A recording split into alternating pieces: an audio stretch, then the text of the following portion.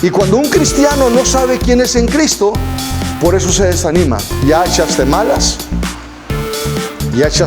ya Dios no te ama, ya no eres digno, ¿para qué vas a la iglesia? Ya no eres digna, ¿para qué vas a la iglesia? Y comienza con tantas mentiras, amén. Y el cristiano que no conoce, ¿verdad? Bendito, de la gracia, ¿verdad? De la justicia de Dios, se come la carnada y se desanima. Y hay mucha gente ahorita que no sirve a Dios, hermano, aleluya, porque el diablo le dijo que ya no era digno, que ya no era digna.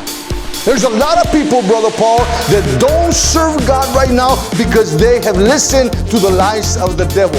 The lies of the devil have said, you're not worthy no more. God doesn't love you. You already messed up. Hey, you know what? You are righteous not because of what you did or what you didn't do, but you are righteous because of what Jesus did in the cross of Calvary. Glory to God. Y cuando tú sabes esto, hermano, el diablo no juega la pelota contigo.